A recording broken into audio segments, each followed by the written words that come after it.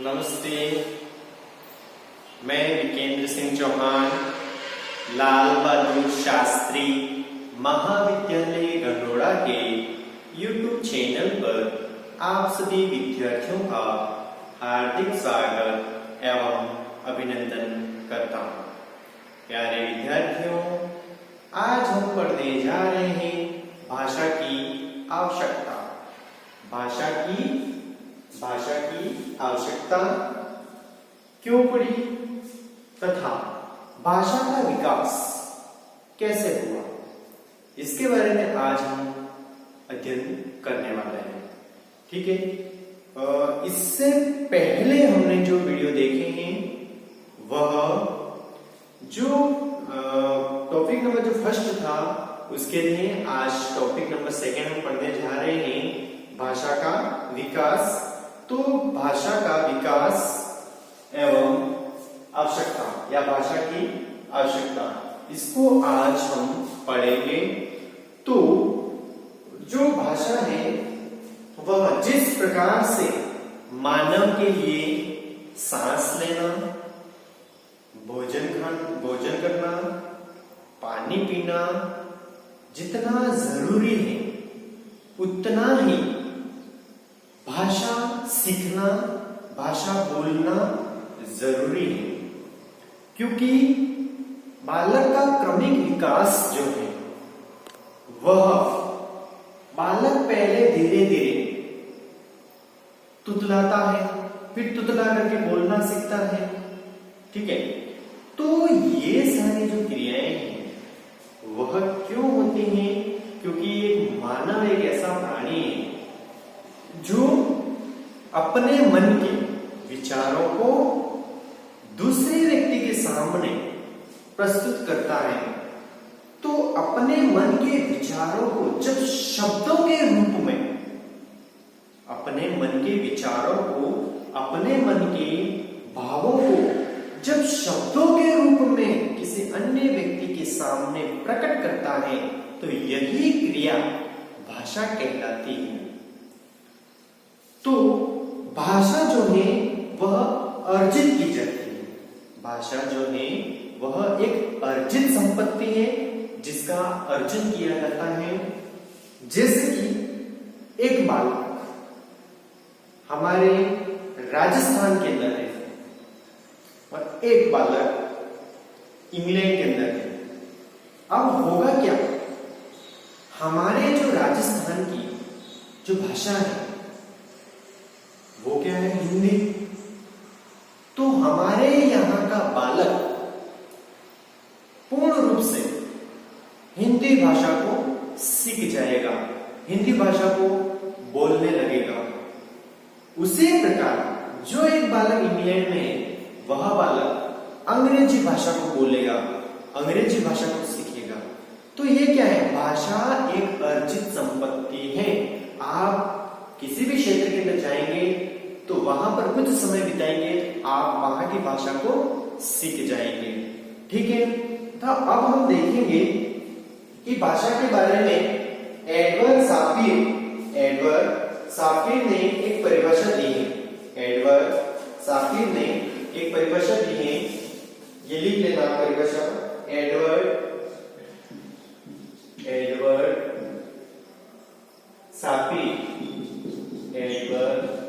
साफिर महोदय ने भाषा की परिभाषा दी है। तो इसे आप मेरे साथ साथ में नोट कर लेना। ठीक है, चलना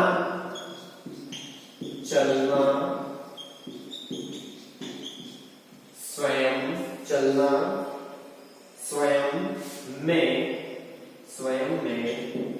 चलना स्वयं में एक मूल प्रवृत्ति,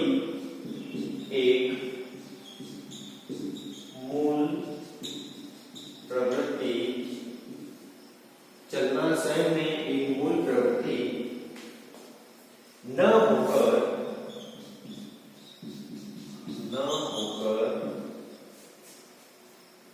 एक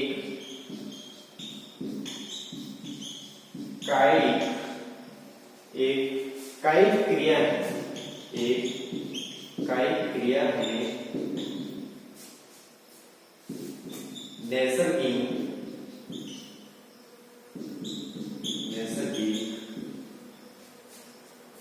एवं स्वाभाविक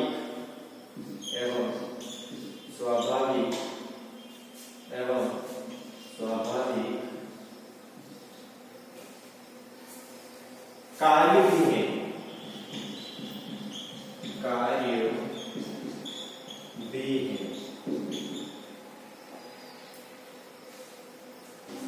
जबकि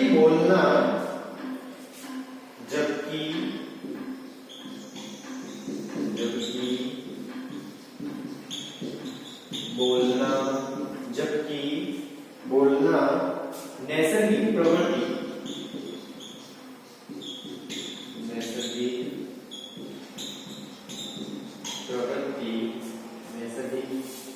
प्रवृत्ति रही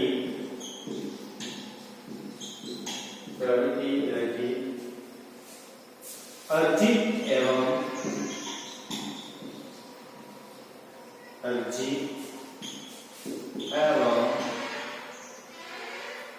सांस्कृतिक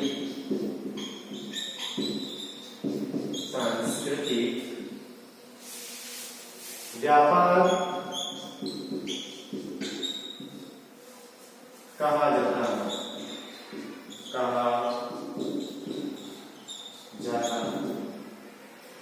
तो एडवर्ड एक बाल मनोवैज्ञानिक हैं जिन्होंने परिभाषा दी है कि भाषा मनोविज्ञान के तहत तो चलना स्वयं में एक मूल प्रवृत्ति है। यानी कि होता क्या है, जब एक बालक जन्म लेता है तो वह जो चलता है वह एक मूल प्रवृत्ति है, इसको बदला नहीं जा सकता। कोई भी बालक होगा, अगर उसके अंदर शरीर के जो अंग है उसके अंदर अगर कोई विकार होगा तो नहीं चल पाएगा। अन्यथा हर बालक जैसे उसका जन्म होता है, जैसे धीरे धीरे वो बड़ा होता जाता है, वैसे वह चलना सीख जाता है। तो चलना क्या है, एक मूल प्रवृत्ति है, तो हर कोई बालक चलना सीखेगा ही। ठीक है। इसके बाद में नैसर्गिक एवं स्वाभाविक कार्य भी, यानी कि भाषा जो चलना जो है वह एक नैसर्गिक, यानी कि यह प्रकृति की देन है और ये हर कोई बालक करेगा ही। जबकि बोलना नैसर्गिक प्रवृत्ति से रहित है, यानी कि क्या बोलना है ये प्रकृति तय नहीं करती है। क्या आपको पता है कि आपको क्या बोलना है ये प्रकृति तय करेगी? नहीं करेगी। लेकिन जब एक बालक जब छोटा होता है और जब वह चलना सीखता है तो यह एक नैसर्गिक प्रवृत्ति या मूल प्रवृत्ति है, उसको सिखाया नहीं जाता, वो अपने आप चलना सीख जाएगा। लेकिन भाषा एक ऐसी प्रवृत्ति है जो अर्जित संपत्ति, यानी कि आपको अर्जित करनी पड़ती है। क्या बोलना है क्या नहीं बोलना है यह प्रकृति तय नहीं करती है, वातावरण तय करता है कि आप उसको कैसा वातावरण दे रहे हैं, आप कैसे परिवेश में आप कौन सी भाषा बोलते हैं, उसके अनुसार वह बालक सीखेगा। ठीक है। अर्जित एवं सांस्कृतिक व्यापार कहा जाता है, यानी कि एक अर्जित और एक सांस्कृतिक व्यापार, यानी कि सांस्कृतिक व्यापार आपके आसपास के परिवेश में जैसी भाषा बोली जाएगी वैसी ही भाषा एक बालक सीखेगा। तो यह क्या है, सांस्कृतिक व्यापार है। ठीक है। इसके बाद में हम आगे बढ़ते हैं कि भाषा विकास के जो सिद्धांत हैं उनको देखते हैं कि भाषा विकास के कौन कौन से सिद्धांत हैं उसके बारे में। अगर आपने इसको नोट नहीं किया है तो वीडियो को देख करके कर लेना। ठीक है। हम आगे बढ़ते हैं।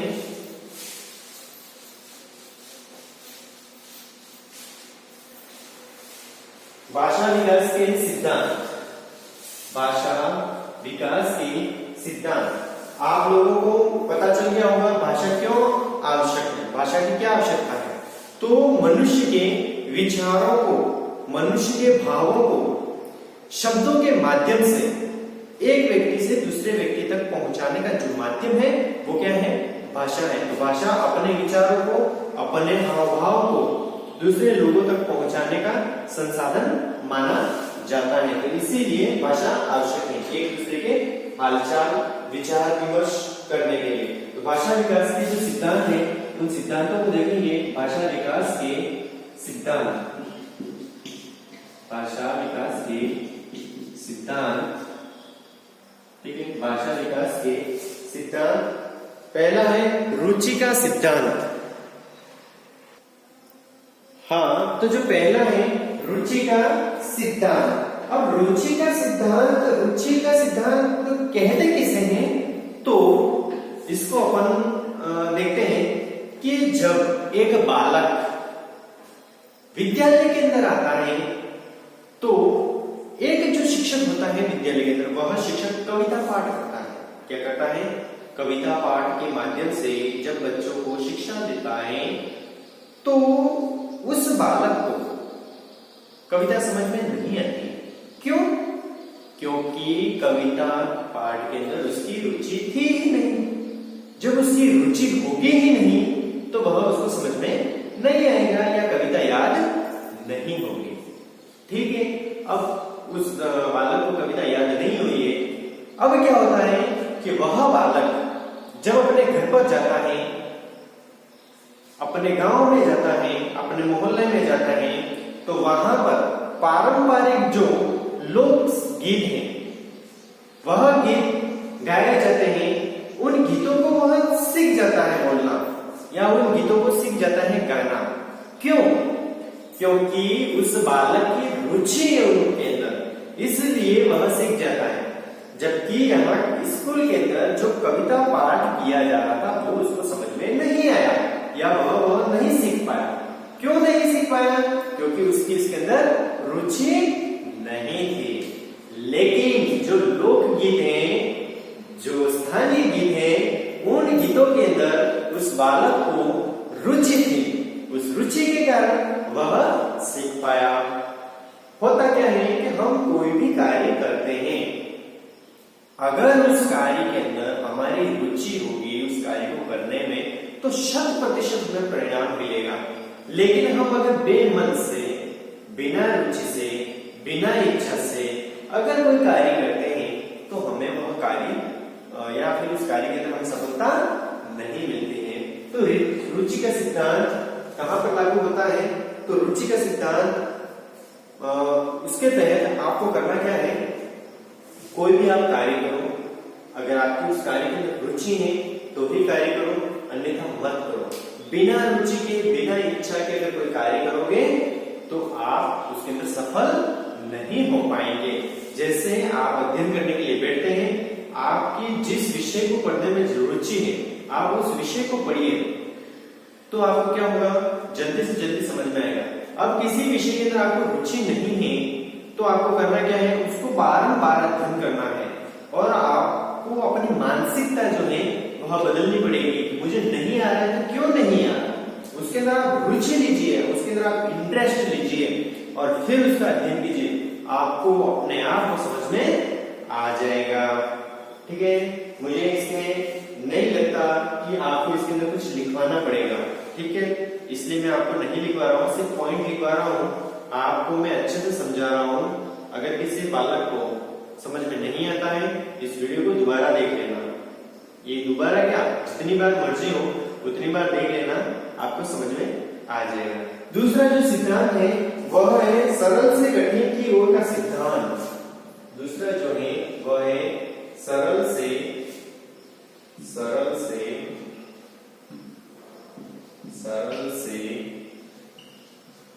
कठिन की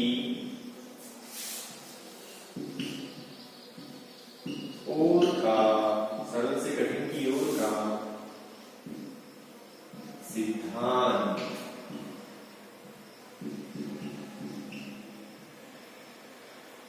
सरल से कठिन की ओर का सिद्धांत। अब इसमें क्या होता है? क्या आपने कभी ऐसा देखा है कि किसी छोटे बालक को स्कूल के अंदर पहली बार रखा है आपने और पहली बार उसको पाठ पढ़ाया सिखाया जा रहा है, उसके सामने पाठ पढ़ा जा रहा है और उसको कहा जा रहा है कि आपको सीखना है। ऐसा संभव हुआ? नहीं हुआ। पहले क्या किया जाता है, जब हम स्कूल के अंदर जाते हैं हमें सबसे पहले बैठना सिखाया जाता है, बैठने के बाद में हमें बोलना सिखाया जाता है। यानी कि सबसे पहले जो सरल शब्द हैं, सरल जो वर्ण हैं उनको सिखाया जाता है, जैसे कि आ, छोटी, बड़ी, छोटा ऊ, बड़ा ऊ, ऐसे। ठीक है, ये छोटे छोटे जो वर्ण हैं उन छोटे छोटे वर्णों को हमें बोलना सिखाया जाता है। इसके बाद में धीरे धीरे धीरे धीरे धीरे हम बड़े बड़े शब्दों को या फिर कठिन शब्दों को सीखते हैं। क्या आपको अगर कहा जाए कि सीधा कठिन शब्द दे दिए जाए, यानी कि आप जैसे पहली बार 5वीं या 6ठी क्लास में गए हैं और आपके सामने, क्योंकि 6ठी क्लास से संस्कृत शुरू होती है और 6ठी क्लास में जाते ही आपको बोल दिया ये ले संस्कृत पढ़ इसको और इसके अर्थ निकाल के समझा, क्या आप समझा पाओगे? नहीं समझा पाओगे। क्यों?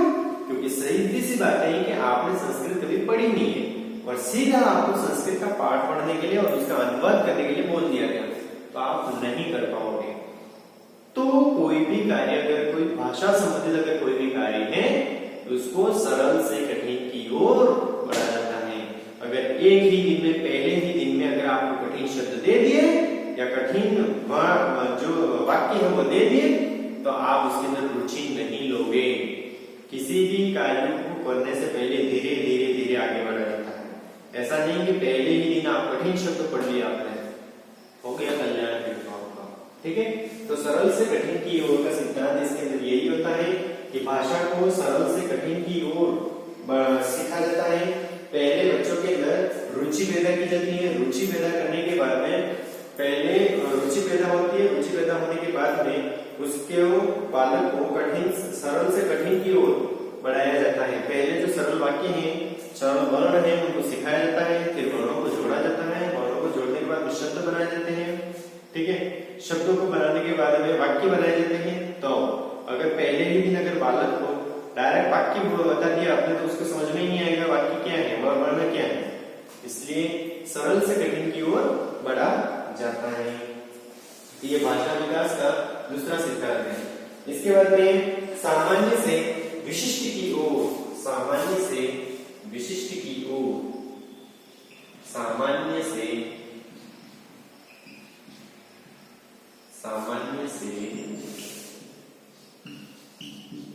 विशिष्ट की ओर। अब सामान्य से विशिष्ट की ओर शब्द से ही स्पष्ट हो रहा है। सामान्य यानी कि अगर हम कोई भी कार्य करते हैं तो हमें पहले सामान्य, उसका जो बेसिक नॉलेज है उसको प्राप्त करना पड़ता है। अगर हम भाषा सीख रहे हैं तो भाषा को सीखने के लिए भाषा की जो बेसिक आवश्यकताएं हैं, जैसे वर्णमाला है, ठीक है, भाषा की सबसे बेसिक चीज क्या है? वर्णमाला है। वर्णमाला के बाद में संधि है, संधि के बाद में समास है, समास के बाद में उपसर्ग है, उपसर्ग के बाद में प्रत्यय है। तो ये जो चीजें हैं वह सामान्य है। उन सामान्य चीजों को पहले सीखा जाता है। जैसे कि वर्णमाला को आपने पहले सीख लिया, यानी कि ये क्या है? बेसिक। बेसिक का मतलब क्या है? सामान्य। सामान्य यानी कि सामान्य नॉलेज है, ये सामान्य नॉलेज आपको प्राप्त हो गया। सामान्य नॉलेज प्राप्त करने के बाद में आप विशिष्ट की ओर बढ़ेंगे। विशिष्ट की ओर कैसे बढ़ेंगे? आपने वर्णमाला याद कर ली, ये सामान्य ज्ञान है। विशिष्ट आप समास के अंदर चले गए, तो समास कैसे बने? कौन से शब्द के अंदर कौन सा समास है? ये क्या है? विशिष्ट है। उस समास के अंदर इसके बाद में आप अलंकार के अंदर जाएंगे, तो कौन से शब्द के अंदर कौन सा अलंकार है ये पता लगाने के लिए आपको बेसिक ज्ञान होना चाहिए। बेसिक ज्ञान होगा तो ही आप विशिष्ट ज्ञान सीख पाएंगे या विशिष्ट ज्ञान की ओर बढ़ पाएंगे। तो कहने का मतलब यही है, किसी भी भाषा को अगर सीखना है तो पहले हमें उसके सामान्य ज्ञान का अध्ययन करना पड़ेगा। उसकी जो बेसिक चीजें हैं उनको हमें पढ़ना पड़ेगा।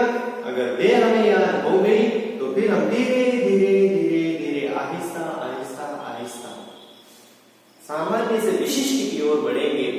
जैसे वर्णमाला याद की, वर्णमाला के बाद में हम पहुंचे कहाँ, संधि के अंदर, संधि को हमने पढ़ा, संधि के बाद में हम पढ़े समाज की ओर गए, समाज के बाद में उपसर्ग, उपसर्ग के बाद प्रत्यय, प्रत्यय के बाद में शब्द रूप, धातु रूप, इन सारी चीजों को हमने सीखा।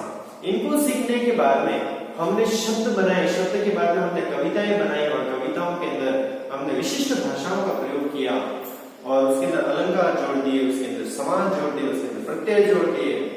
तो ये चीजें विशिष्ट की बात करती है इसके अंदर। तो पहले हमें सामान्य ज्ञान होना चाहिए, सामान्य ज्ञान को प्राप्त करने के बाद में हम किसी पर्टिकुलर शब्द विशेष के बारे में विशिष्ट ज्ञान हम हासिल कर सकते हैं। तो भाषा विकास का जो तीसरा सिद्धांत है वो है सामान्य से विशिष्ट की ओर। इसके बाद में चौथा जो सिद्धांत है वो है विचारों के आदान प्रदान का सिद्धांत। विचारों के आदान प्रदान का सिद्धांत, विचारों के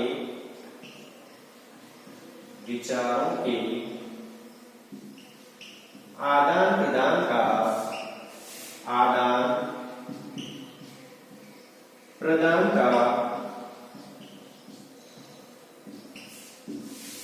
सिद्धांत,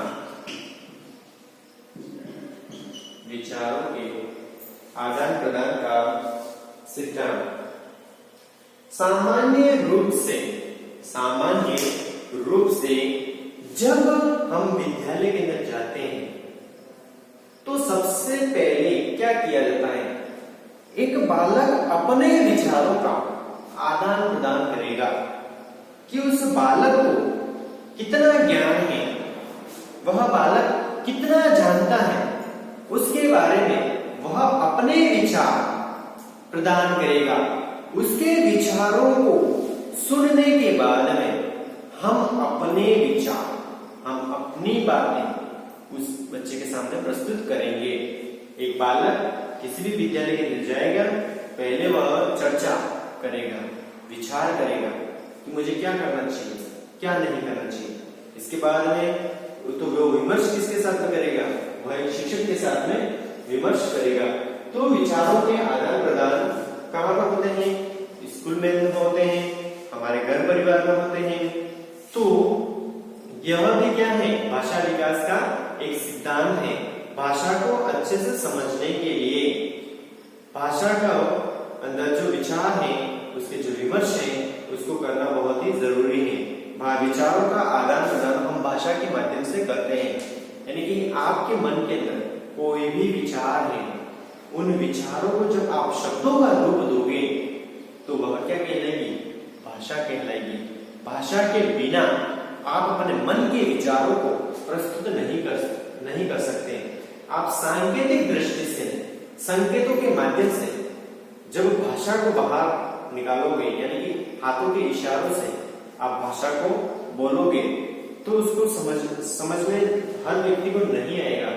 लेकिन जो अपने विचार है अंदर, उन विचारों को जब आप शब्दों का रूप दोगे, वह क्या कहलाएगी, भाषा कहलाएगी।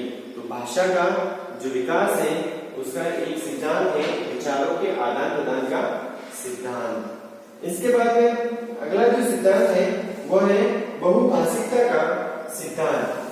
पांचवा जो है वो है बहुभाषिकता का सिद्धांत। बहुभाषिकता का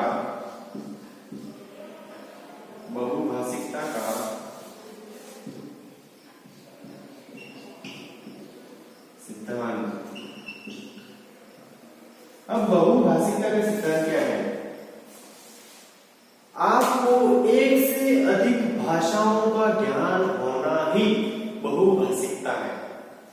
किसी क्षेत्र विशेष के अंदर कोई विशेष भाषा चल सकती है, स्थानीय भाषा चल सकती है, लेकिन भाषा ऐसी होनी चाहिए जो हर व्यक्ति समझ सके। तो इसके लिए क्या करना चाहिए, क्योंकि हर व्यक्ति एक ही क्षेत्र की भाषा को नहीं जानता, हर क्षेत्र में अलग अलग भाषाएं बोली जाती हैं, अलग अलग भाषाएं समझी जाती हैं। इसलिए मानव ने एक से अधिक भाषा का ज्ञान करना सीख लिया। तो बहुभाषिकता का जो सिद्धांत है उसके अंदर एक से अधिक भाषाओं को आदान प्रदान या सीखने के जो प्रेरणा मिलती है या प्रेरणा जो दी जाती है एक से अधिक भाषाओं का ज्ञान होगा आपको तो आप अच्छे से अपना जीवन यापन कर सकते हो, अच्छे से किसी भी व्यक्ति से बात कर सकते हो। तो पांचवा जो सिद्धांत है वो क्या, कौन सा सिद्धांत है? बहुभाषिकता का सिद्धांत। इसके बाद में जो छठा सिद्धांत है वो है विविध विधाओं का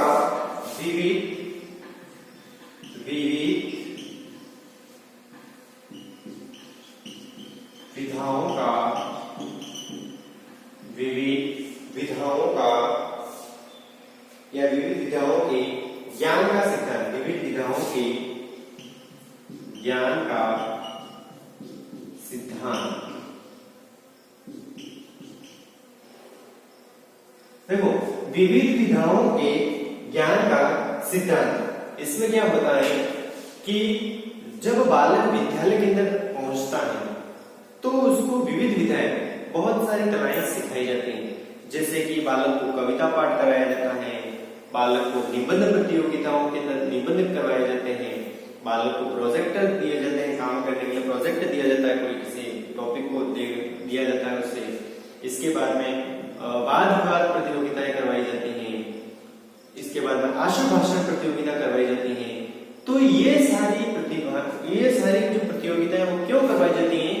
क्योंकि एक बालक विविध विषयों का, विविध प्रकार की क्रियाओं का ज्ञान प्राप्त कर सके, बहुत सारी क्रियाओं को वह सीख सके, अपने जो अभिव्यक्ति है उसको बाहर ला सके, इसके लिए ये सारी की सारी क्रियाएं करवाई जाती हैं। जैसे कि आपने देखा होगा कि बहुत से बार महाविद्यालय में या स्कूल में निबंध प्रतियोगिताएं करवाई जाती है, जिससे क्या होता है कि जो बालक है उसके जो विचार है वह उस निबंध के अंदर अपने विचार प्रस्तुत करेगा। इसके बाद में कविता पाठ करवाया जाता है। इसके बाद में बालक के सामने भाषण प्रतियोगिता रखी जाती है, बालक अपने किसी पर्टिकुलर विषय पर भाषण देता है। इसके बाद आशु भाषण प्रतियोगिता करवाई जाती है, निबंध प्रतियोगिता हो गई। इसके बाद में वाद विवाद प्रतियोगिताएं। तो इन सारी प्रतियोगिताओं के माध्यम से उसके जो ज्ञान है उस ज्ञान को बाहर निकालने की कोशिश की जाती है। तो यह भी एक भाषा विकास का क्रम है और उस क्रम के तहत विविध विधाओं के ज्ञान का सिद्धांत, इसके अंदर बहुत सारी अलग अलग जो कलाएं हैं हमारी, उन कलाओं को हम बाहर ला सकें। इसके बाद में जो अगला जो सिद्धांत है वो है क्रियाशीलता का सिद्धांत। क्रियाशीलता का सिद्धांत, क्रियाशीलता का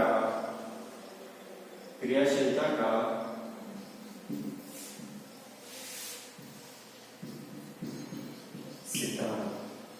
अब क्या होता है कि जो छोटे बालक होते हैं वो बहुत ही क्रियाशील होते हैं, उनको आप कितना भी रोकिए, कितना भी टोकिए, फिर भी वह कोई न कोई हरकत करेंगे, कोई न कोई कार्य करेंगे। आपने देखा होगा स्कूल में कि जब आपको कोई टीचर या कोई मदर के द्वारा कहा जाता था कि आपको बोलना नहीं है, इसके बाद में खुसर खुसर करते रहते थे, आपस में एक दूसरे के कानों में बोलते रहते थे। जो पीछे की बेंच पर जो बालक बैठे थे उन पर विशेष तौर पर निगरानी रखी जाती थी, उनको कहा जाता था कि आपको बोलना नहीं है, आपको कोई हरकत नहीं करनी है। इसके बाद में बालक क्या होते हैं, क्रिएटिव होते हैं, यानी कि उनका बुद्धि होती है वो क्रिएटिव बुद्धि होती है, कुछ न कुछ कार्य करते रहते हैं। भले आप उनको रोकिए या ना रोकिए, लेकिन वो अपना कार्य करते ही रहेंगे। तो क्रियाशीलता के सिद्धांत इसके तहत यही होता है, जो बालक होते हैं वो क्या होते हैं, क्रियाशील होते हैं और उनको कितना भी रोकिया फिर भी वह कोई कार्य करते रहेंगे। तो ये जो क्रियाशीलता के सिद्धांत है उसके तहत भाषा सिखाई जाती है। आपने देखा होगा कि खेल के माध्यम से, कभी कभी खेल के माध्यम से भी भाषा सिखाई जाती है। तो ये क्या है, क्रियाशीलता। जैसे कि गिनती सिखाना है तो 10 बॉल लेंगे, एक बॉल फेंकेंगे और बोलेंगे बच्चों को ये कितनी गेंद है, एक गेंद है, बच्चा एक गेंद लेकर के आएगा। इसके बाद में 2 गेंदें फेंकेंगे और बालकों को बोलेंगे कितनी गेंद गई है, 2 गई है, फिर 3 फेंकेंगे, 4 फेंकेंगे, इस प्रकार से 2, इस प्रकार से क्या होता है, गिनती सिखाई जाती है। ये क्या है, क्रियाशीलता है, यानी कि क्रियाशील विधि के माध्यम से भी भाषा का ज्ञान कराया जाता है। तो प्यारे विद्यार्थियों, आपके भाषा विकास के जो सिद्धांत है उन सिद्धांत के तहत ये 7 सिद्धांत हैं, इन 7 सिद्धांतों को हमने पढ़ लिया है। आपको अगर समझ में नहीं आया है आप वीडियो को देखिए बार बार और समझिए, आपको समझ में आ जाएगा। ठीक है, मैंने यहाँ नोट्स नहीं लिखवाए हैं क्योंकि ये सारे बहुत ही सरल बिंदु हैं, इनको नोट्स की आवश्यकता नहीं है। आप एक बार सुन लोगे, आपको समझ में आ जाएगा। धन्यवाद।